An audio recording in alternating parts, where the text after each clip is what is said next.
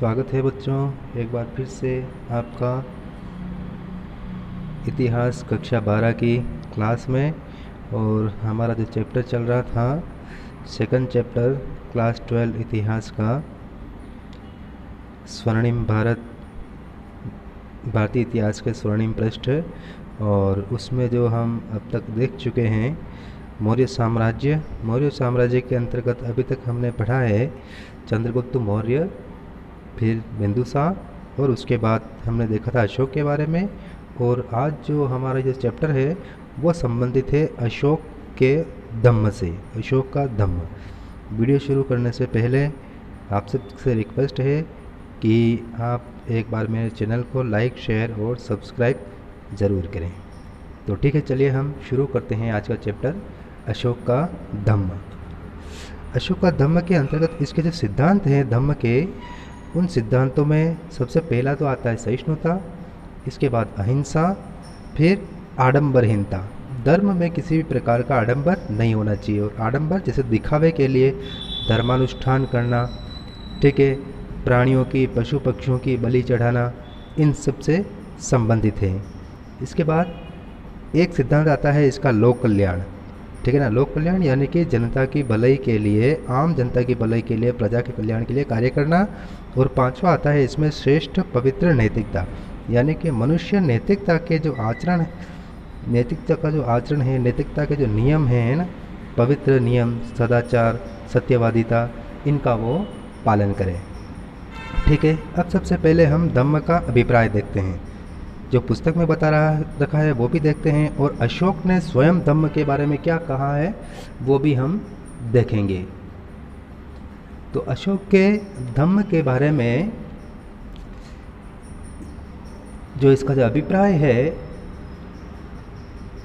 वो अभिप्राय कि विभिन्न वर्गों, जातियों और संस्कृतियों को एक सूत्र में बांधना, यानी कि भारत में जितने भी विभिन्न वर्ग रहते थे, उस समय जातियाँ रहती थी, वो संस्कृति के लोग थे, उन लोगों के बीच में एकता लाना, और प्रजा के नैतिक उत्थान के लिए अशोक द्वारा निर्मित आचार संहिता, अशोक ने एक आचार संहिता बनाई थी, कुछ नियम बनाए थे, और उन नियमों को उसने अभिलेखों के माध्यम से, यानी कि अभिलेखों के रूप में लिखवा करके पूरे साम्राज्य के अलग अलग हिस्सों में लगवा दिया था। तो उस संहिता जो है ना, उसके अभिलेखों में धम्म कहा गया है। और यह मनुष्यों के सामान्य व्यवहार को, यानी कि नित्य प्रतिदिन रोजाना जो मनुष्य व्यवहार करता है, उस व्यवहार को नियमों में बांधना, या उन नियमों के माध्यम से नए ढांचे में डालना, ठीक है, उसके लिए ये आचार संहिता जो है वो आवश्यक थी। इसके बाद इसके सहिष्णुता के संबंध में जो इसके विचार हैं, वो विचार दिए हुए हैं 7वें, 11वें और 12वें शिलालेख में, जो अशोक ने बनवाए थे, और दूसरा लघु शिलालेख, इसके अंदर इसके सहिष्णुता से संबंधित विचार है। अब सहिष्णुता का मतलब क्या है कि व्यक्तियों के मध्य विचारों, विश्वासों, धर्मों और भाषाओं में सहिष्णुता हो, तथा आपसी व्यवहार में वाक संयम, वाक यानी कि वाणी का संयम, बोलते समय वो ध्यान रखे क्या बोल रहा है, और समवाय पर बल देना। ठीक है, इसके बाद हम बात करते हैं अहिंसा की। अहिंसा के बारे में उसके क्या विचार हैं। तो अहिंसा के संबंध में प्रथम और 11वां शिलालेख अशोक का, और 5वां स्तंभ लेख, ठीक है ना, इसमें अशोक ने युद्ध और अन्य किसी भी प्रकार की हिंसा के द्वारा विजय की जो नीति थी उसका उसने त्याग कर दिया, छोड़ दिया। फिर जीव हत्या का विरोध शुरू किया उसने, जीव हत्या पर उसने रोक लगा दी। फिर जन कल्याणकारी राज्य की अवधारणा, यानी कि आम जनता के कल्याण के लिए उसने कार्य करवाए थे, और इसके बारे में जो लिखा हुआ है 7वें स्तंभ लेख में और दूसरा शिलालेख। इसका उद्देश्य क्या था कि जनता का कल्याण करना, और उसके उसने क्या किया, सड़कें, पुल, सराय बनवाई उसने। फिर नवे शिलालेख में यज्ञ और अनुष्ठान जैसे आडंबर जो हैं धर्म में, यज्ञ और अनुष्ठान, इनके ऊपर उसने रोक लगा दी, उसकी निंदा की है कि जनता जो है यज्ञ और अनुष्ठान जैसे आडंबर ना करे। अब चलिए आगे चलते हैं हम। पहला स्तंभ लेख अशोक का, उसमें उसने धम्म की प्राप्ति हेतु धम्म यात्रा या धर्म यात्रा उसको कहा जाता है, धर्मदान, अच्छे विचारों को फैलाना और शुश्रूषा यानी कि मानव मात्र की सेवा की उसने व्यवस्था की। अब धम्म का अर्थ, अब स्वयं अशोक जो धम्म का अर्थ बता रहा है उसके सेकंड स्तंभ लेख में कि पापों से दूर रहना, किसी भी प्रकार के पाप से दूर रहना, मनुष्य किसी प्रकार का कोई पाप ना करे। फिर कल्याणकारी कार्य करना, दया, दान, सत्य, पवित्रता, मृदुता का पालन करना, ठीक है। और तीसरे स्तंभ लेख में वो क्या कहता है कि प्रचंडता, मतलब किसी भी प्रकार की उग्रता आपके व्यवहार में नहीं होनी चाहिए। आप निष्ठुर ना हो, क्रोध ना करें, घमंड ना करें और ईर्ष्या, दूसरे से जलने का भाव, इसका उसने निषेध किया है। फिर आत्मनिरीक्षण, अपने स्वयं का निरीक्षण करना कि आपने क्या किया है, हमने क्या किया है। फिर दूसरों के साथ श्रेष्ठ व्यवहार करना, ये उसके धम्म का अर्थ है। अब अशोक के धर्म के बारे में बात करते हैं। अलग अलग विद्वानों ने, इतिहासकारों ने अशोक के अलग अलग धर्म की बात कही है। जैसे फ्लिट एक विद्वान है, वो क्या कहता है धम्म के बारे में कि धम्म जो है वो राजधर्म है।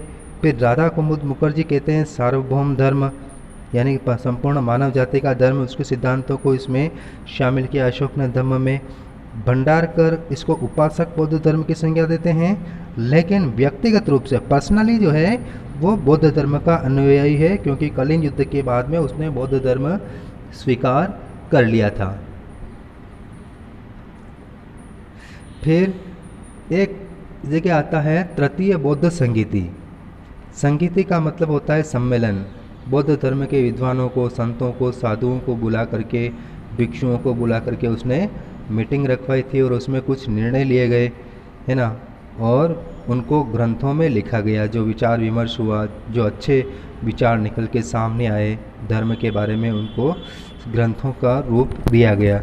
अब इस बौद्ध संगीति के जो अध्यक्ष थे वो थे मोगलीपुत्र तिस्स, ये इसके अध्यक्ष थे। अब तृतीय बौद्ध संगीति हुई या नहीं, इसकी जानकारी का स्रोत जो है वो बौद्ध धर्म के ग्रंथ जो है दीपवंश और महावंश, ये दोनों ग्रंथ इसी तीसरी बौद्ध संगीति में लिखे गए थे।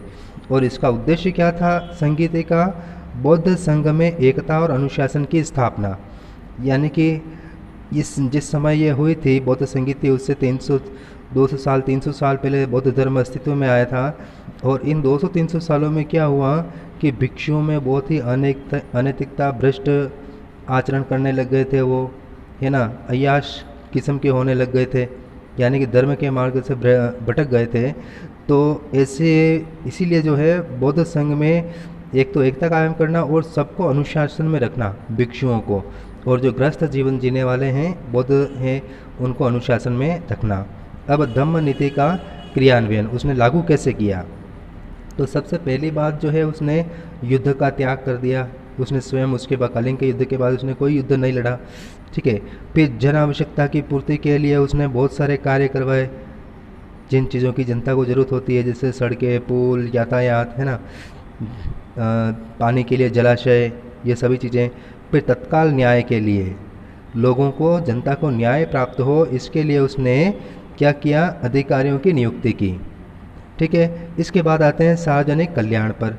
सार्वजनिक कल्याण के क्षेत्र में उसने धम्म उपदेश, यानी कि धम्म के जो उपदेश है उसने सहिष्णुता, अहिंसा, लोक कल्याण, है ना, इन सब को उसने क्या किया कि उसने अपने साम्राज्य के विभिन्न भागों में पाषाणों पर उत्कीर्ण करवाया। पाषाणों यानी कि शिलाओं पर, पत्थरों की जो बड़ी बड़ी चट्टानें होती है उसके ऊपर उसने उत्कीर्ण करवाया, यानी कि गुदवाया उसके ऊपर।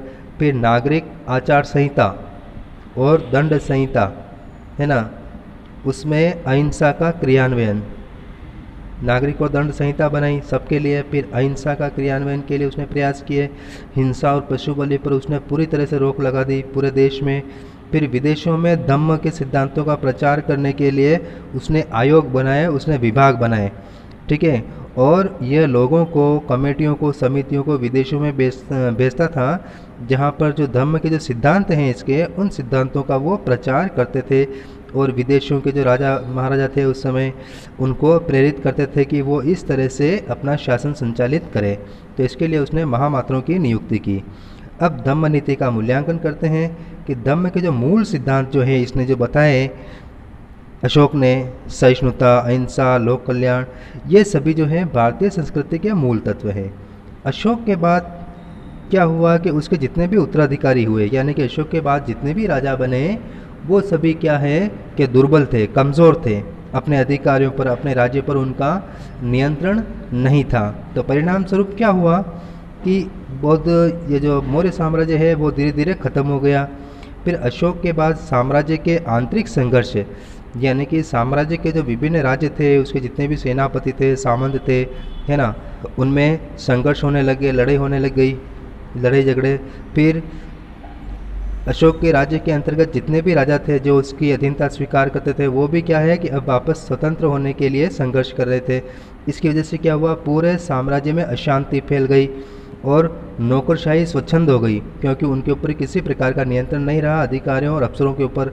तो भ्रष्टाचार, अव्यवस्था, इन सब का बोलबाला हो गया। और इसकी वजह, इन सभी कारणों से क्या हुआ कि धीरे धीरे मौर्य साम्राज्य का पतन हो गया, वो ख़त्म हो गया। ठीक है, इसके बाद मौर्य प्रशासन आता है।